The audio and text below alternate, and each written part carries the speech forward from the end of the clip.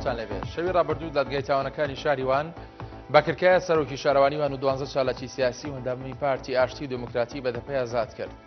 بە پێیاواڵێکی ئاژانسی فرات نیوز لە سێم دانیشتنی دادگای تاوانەکانی شاریوان لەسەر دۆسەی کۆمانجباکیان کوردستان کە دەکا دادگا بڕیاریدا بە ئازادکردنی سەرۆکی شارەوانی وان و 12 چالاکی سیاسی پارتی ئاشتی و دموکرات.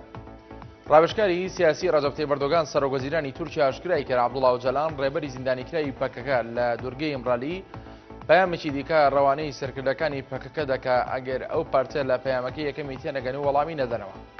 بە پێی هەواڵی ئاژانسی جیهانی تورکیا یالجین ئاکدۆغان ڕاوێژکاری سیاسی ئەردۆغان سەرۆکوەزیرانی تورکیا لە چاوپێکەوتنێکی تەلەڤیزیۆنیدا سەبارەت بە پرۆسەی ئاشتی و هەڵبەستی پەکەکە سەبارەت بە پەیامەکەی ئۆجەلان کە تیایدا داوای ئەگربەست و کشانەوەی پەکەکەی کردبوو بۆ دەرەوەی خاچی تورکیا. خالیشوانی سەرۆکی لیژنەی یاسایی لە پەرلەمانی عێراق ڕای دەگەێنێ لیژنەکەیان پشتگیری خۆی بۆ پێگەێنانی سێ هەرێمی فیدراڵی لە عێراق پیشان دەدات و بە پێی پرۆژەکە جۆ بایدن جێگیری سەرۆکی ئەمریکا بازامنێک بۆ بنیادانی دەوڵەتێکی یەکگرتووی فیدراڵی لە قەڵەمی دەدا. شوانی ئاماژەی بۆش کردووە کە لیژنەکەیان لەو بڕواایەدا کە پێکردانی سێ هەرێمی فیدراڵی لە عێراقدا و بە پێی پرۆژەکەی جۆ بایدن زامن دەبێت بۆ بنیادانی دەوڵەتێکی اتحادی یەکگرتوو کە هەموو لایەک تیایدا بەشدار دەبن.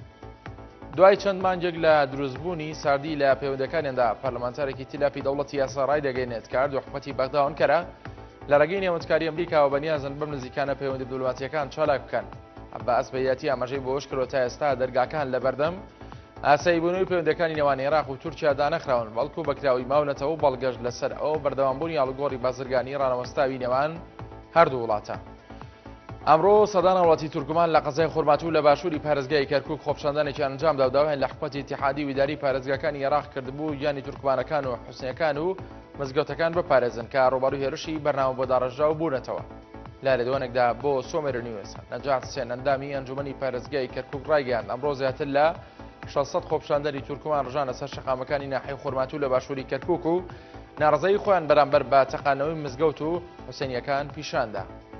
کۆمیسیۆنی باڵای هەڵبژاردنەکان ڕای دەگەێنێ کە لە دوای هەڵسەنگاندنی ڕەوشی یاسایشتەیدا بەنیازن لە چەند ڕۆژی داهاتوو داوادەیەک بۆ ئەنجامدانی هەڵبژاردنەکانی ئەنجومەنی پارێزگاکان لە نینەوە و ئەنبار دیاری بکەن.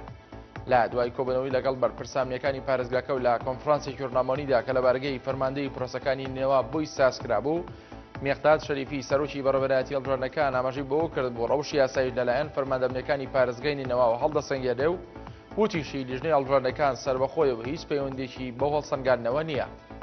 لە دوای چاکردنی و هێڵە سەرەکیی کە نەوتی خاوی چێلگەکان دەگوازێتەوە بەر لە چەند ڕۆژێک تەقیبەوە بەرەبەیانی ئەمڕۆ سەر لە نەوتی خاو لە چێلگەکانی کەرکووک بۆ بەندەری جیهانی تورکیا دەستی پێکردەوە.